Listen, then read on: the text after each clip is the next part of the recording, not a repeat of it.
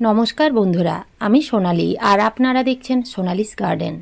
আজকে আমার ভিডিও দেখে আপনারা জানতে পারবেন খুব কম খরচের মধ্যে আপনারা আপনাদের শীতের বাগান কিভাবে ফুলে ভরিয়ে রাখবেন। শীতের বাগান মানে প্রচুর ফুল গাছ লাগানোর জন্য আমাদের প্রচুর টব কিনতে হয়। তার সাথে আছে মাটি, খাবার, কীটনাশক, ছত্রাকনাশক আরও অনেক কিছু। এই সকল কিনতে কিনতে প্রচুর টাকা খরচ হয়ে যায়। তো আমরা যদি ফেলে দেওয়া কিছু জিনিস দিয়ে সামান্য কিছু খরচ করে শীতের বাগান ফুলে ভরিয়ে রাখতে পারি তাহলে কেমন হয়। তো প্রথমেই বলবো গাছের কথা। আপনারা নার্সারিতে না গিয়ে সবজি বাজারে এই রকম দেখবেন অনেকেই ছোট ছোট চারা গাছ নিয়ে আসেন। তাদের কাছ থেকে এই রকম ছোট ছোট চারা গাছগুলো কিনতে পারেন। মাত্র 2 থেকে 5 টাকার মধ্যেই বিভিন্ন ধরনের শীতের ফুল গাছ পেয়ে যাবেন। আর আপনারা যদি নার্সারি থেকে এই রকম বড় সাইজের গাছ কিনতে চান তাহলে একটা গাছের দাম 30 থেকে 40 টাকা নেবে। তো আপনারা যদি শখের জন্য 2-4টে গাছ লাগাতে চান তাহলে আমি বলবো এই রকম সাইজের গাছ কিনে আনুন। আর যদি প্রচুর গাছ কিনতে চান তাহলে 2 টাকা 5 টাকা দিয়ে গাছ কেনা ভালো। এতে গাছের দামও কম পড়বে এবং প্রচুর গাছ করতে পারবেন। এবার জেনে নিন কী রকম পটে আপনারা গাছ প্রতিস্থাপন করবেন। আপনারা ফেলে দেওয়া আটার প্যাকেট, সয়াবিনের প্যাকেটেও গাছ করতে পারেন। এছাড়াও কোল্ড ড্রিঙ্কসের বোতলে গাছ লাগাতে পারেন। 10 টাকা দিয়ে যে বাস্কেটগুলো পাওয়া যায় প্লাস্টিকের, সেই বাস্কেটে আপনারা গাছ করতে পারেন। এছাড়াও আপনাদের বাড়িতে যদি বাতিল হয়ে যাওয়া কোনো জিনিস থাকে, যেমন বেশিরভাগ বাড়িতেই মাঝে মধ্যে কিন্তু বিভিন্ন ধরনের খাবার কিনে আনা হয় এবং সেই খাবারের সাথে যে কন্টেনারগুলো পাওয়া যায় সেই কন্টেনারেও আপনারা কিন্তু গাছ প্রতিস্থাপন করতে পারেন। তাতেও গাছ সুন্দর হয়। কারণ শীতের গাছগুলো তো পার্মানেন্ট গাছ নয় যে 2-3 বছর থেকে যাবে, তাই আমাদের বড় বড় পটে প্রতিস্থাপন করার কোনো প্রয়োজন নেই। আপনারা ছোট ছোট পটে বা বাতিল হয়ে যাওয়া জিনিসের মধ্যেও গাছ প্রতিস্থাপন করতে পারেন। আপনারা যদি একান্তই টব কিনতে চান তাহলে এই রকম টবগুলোর দাম মোটামুটি 20 থেকে 25 টাকার মধ্যে নেয়। এই টবগুলো আপনারা কিনতে পারেন, এতেও গাছ ভালো হবে। গাছ প্রতিস্থাপনের জন্য মাটির প্রয়োজন। তো পুরনো মাটি থাকলে সেই মাটিগুলো কিন্তু ফেলে দেবেন না। সেই মাটিগুলোতে ভালো করে খাবার মিশিয়ে আমরা আবার নতুন এবং উর্বর মাটি তৈরি করে নিতে পারবো। তো কিভাবে আপনারা পুরনো মাটি উর্বর করবেন? পুরনো মাটি উর্বর করার জন্য আমাদের প্রথমে যে খাবার দিতে হবে তা হলো গোবর সার। 1 বছরের পুরনো গোবর সার। 1 বস্তা গোবর সারের দাম নেবে মোটামুটি 30 থেকে 40 টাকা। আপনারা যদি গোবর সারের পরিবর্তে ভার্মি কম্পোস্ট নিতে চান তাহলে কিন্তু দাম বেশি পড়ে যাবে। আমি যেমন আমার বাগানের প্রত্যেকটা গাছে পুরনো গোবর সার, পাতা পচা সার কিংবা কিচেন ওয়েস্ট কম্পোস্ট ব্যবহার করি। গোবর সার কিনে আনতে হয়, কিন্তু পাতা পচা সার বা কিচেন ওয়েস্ট কম্পোস্ট এগুলো কেনার প্রয়োজন পড়ে না। এগুলো আমি নিজেই বাড়িতে তৈরি করি। আপনারা গাছ প্রতিস্থাপন করার জন্য কিভাবে মাটি তৈরি করবেন? আপনারা 2 রকমভাবে মাটি প্রস্তুত করে গাছ প্রতিস্থাপন করতে পারেন। যেমন শুধুমাত্র 50% প্লেন মাটি এবং 50% পুরনো গোবর সার, তার সাথে সামান্য কিছুটা নিমখোল দিয়ে গাছ প্রতিস্থাপন করতে পারেন। মাটি যদি চিটচিটে হয় তাহলে তাতে কিছুটা পরিমাণ বালি মিশিয়ে নেবেন।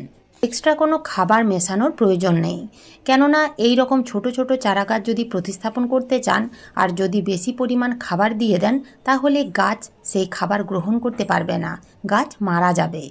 আর যদি গাছ প্রতিস্থাপন করার অনেক দিন আগের থেকেই মাটি প্রস্তুত করে রাখতে পারেন তাহলে সেক্ষেত্রে মাটিতে বিভিন্ন ধরনের খাবার মিশিয়ে মাটি তৈরি করে গাছ প্রতিস্থাপন করতে পারেন। তাতে কিন্তু গাছের কোনো রকম ক্ষতি হবে না। সেক্ষেত্রে আপনারা 50% নেবেন প্লেন মাটি বা পুরনো মাটি, 30 থেকে 40% নেবেন পুরনো গোবর সার, বাকি নিতে হবে বিভিন্ন ধরনের জৈব খাবার।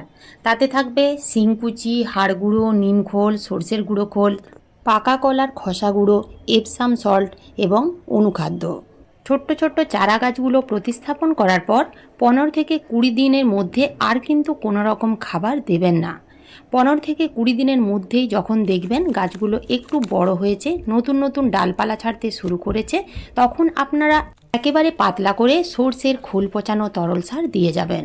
এই সর্ষের খোল পচানো তরল সারে প্রচুর পরিমাণে পুষ্টিগুণ আছে, যার ফলে গাছকে বাড়তে সাহায্য করবে এবং গাছে ফুল আনতেও সাহায্য করবে। ছোট্ট ছোট্ট চারা গাছগুলোকে আপনারা কেমন জায়গায় রাখবেন? গাছ প্রতিস্থাপন করার পর অর্থাৎ ছোট্ট ছোট্ট চারা গাছগুলো যখন আপনারা প্রতিস্থাপন করবেন, প্রতিস্থাপন করার পর থেকে মোটামুটি 4-5 দিন আপনারা এমন জায়গায় রাখুন যেখানে একেবারে হালকা রোদ আসে, ডাইরেক্ট রোদ যেন না পায়। 5 থেকে 6 দিন যখন হয়ে যাবে তারপরে আপনারা এমন জায়গায় রাখুন যেখানে মোটামুটি 1 থেকে 2 ঘন্টা রোদ পাবে, অর্থাৎ সকালে যে 1 থেকে 2 ঘন্টা রোদ আসে সেই রকম জায়গায় আপনাদের রাখতে হবে। কড়া রোদ্রে গাছগুলো কিন্তু একেবারেই রাখা যাবে না। ছোট্ট চারা গাছগুলো যদি আপনারা কড়া রোদ্রে রাখেন তাহলে কিন্তু সেই গাছগুলো মারা যাবে। ছোট্ট ছোট্ট চারা গাছের সাইজ যখন এই রকম হয়ে যাবে তখন আপনারা কিন্তু ফুল সানলাইটে রেখে দেবেন। গাঁদা গাছে যদি কুড়ি চলে আসে তাহলে সেই কুড়িগুলো এইভাবে পিঞ্চিং করে দেবেন, তাহলে গাছের গ্রোথ অনেকটাই সুন্দর হবে এবং গাঁদা গাছ থেকে প্রচুর পরিমাণে ফুল পাওয়া যাবে। চারা গাছগুলোতে জল কেমন দেবেন? যখনই আপনারা ছোট্ট ছোট্ট চারা গাছগুলো প্রতিস্থাপন করবেন সেদিন থেকে মোটামুটি 2-3 দিন আর জল দেওয়ার কোনো প্রয়োজন হবে না, কেননা মাটি যদি স্যাঁতসেঁতে থাকে তাহলে জল দেবেন না। জল থাকতে থাকতে যদি গাছের মাটিতে আবার জল দিয়ে দেন তাহলে কিন্তু জলের কারণেই সেই চারা গাছগুলো মারা যাবে এবং ফাঙ্গাস লাগার চান্স অনেক বেড়ে যাবে। তাই আপনাদের জল কিন্তু বুঝে বুঝে দিতে হবে। মাটি যখন দেখবেন শুকিয়ে গেছে তখন আপনারা জল দেবেন, তবে মগ দিয়ে বা বড় কোনো জিনিস দিয়ে আপনারা কিন্তু গাছের মাটিতে জল দেবেন না। ছোট্ট ছোট্ট চারা গাছগুলোতে আপনারা এইভাবে জলের স্প্রে করে দেবেন। বন্ধুরা, শীতে তো আমরা প্রচুর গাছ লাগাই, গাছ লাগার সাথে সাথে কিন্তু পোকামাকড়ের উপদ্রব বাড়তে থাকে। তাই আপনাদের নিয়ম করে চারা অবস্থা থেকে কীটনাশক স্প্রে করতে হবে। আপনারা ঘরোয়া কিছু উপাদান দিয়ে জৈব কীটনাশক তৈরি করে গাছে স্প্রে করতে পারেন। যেমন রসুন দিয়ে আপনারা জৈব কীটনাশক তৈরি করতে পারেন। সেক্ষেত্রে আপনারা কয়েকটা রসুনের কোয়া নেবেন এবং মিক্সিতে খুব ভালো করে পেস্ট করে নেবেন। সেই রসুনের রস মোটামুটি 2 থেকে 3 চামচ 1 লিটার জলে ভালো করে গুলে প্রত্যেকটা গাছে স্প্রে করতে পারেন। এছাড়াও বিভিন্ন ধরনের উপাদান দিয়ে আপনারা কিভাবে ঘরোয়া জৈব কীটনাশক তৈরি করবেন এ নিয়ে আমার চ্যানেলে বেশ কিছু ভিডিও দেওয়া আছে, আপনারা চাইলে সেই ভিডিওগুলো দেখে নিতে পারেন। আপনারা যদি বাজার চলতি কীটনাশক স্প্রে করতে চান তাহলে সুপার সোনাটা ব্যবহার করতে পারেন। সুপার সোনাটা একদিকে যেমন কীটনাশক হিসেবে কাজ করবে, অন্যদিকে তেমনি প্ল্যান্ট গ্রোথ রেগুলেটর হিসেবেও কাজ করবে। আপনারা ফুল গাছের পাশাপাশি সামান্য কিছু খরচ করে সবজি চাষও করতে পারেন। আপনারা এখানে দেখতেই পাচ্ছেন ফলের বাস্কেটের মধ্যে আমি মাত্র 5 টাকার মূলো বীজ ছড়িয়ে দিয়েছিলাম। তো দেখুন গাছের গ্রোথ কতটা সুন্দর হয়েছে এবং এই ফলের বাস্কেটটার দাম মোটামুটি 30 থেকে 35 টাকার মধ্যেই পেয়ে যাবেন। আপনারা এখানে দেখতেই পাচ্ছেন বিভিন্ন ধরনের বাতিল হয়ে যাওয়া জিনিসের মধ্যে আমি কিন্তু সবজি চাষ করেছি এবং গাছের গ্রোথ কিন্তু অসাধারণ হচ্ছে। এছাড়াও আপনারা এখানে যে ফুল গাছগুলো দেখতে পাচ্ছেন প্রত্যেকটাই কিন্তু আটার প্যাকেটের মধ্যে লাগানো আছে। প্রত্যেক বছর আমি এইভাবেই শীতের বাগান করি। তো দেখুন ফুলের ভারে গাছগুলো কিন্তু একেবারেই নুয়ে পড়েছে। তো এইভাবেই আপনারা কিন্তু এই সামান্য টাকা খরচ করে শীতের ফুল গাছ এবং সবজি গাছ করতে পারেন। এই ছিল আজকের আমার এই ভিডিওটি ভালো লাগলে একটা লাইক অবশ্যই দেবেন, কমেন্ট করতে ভুলবেন না।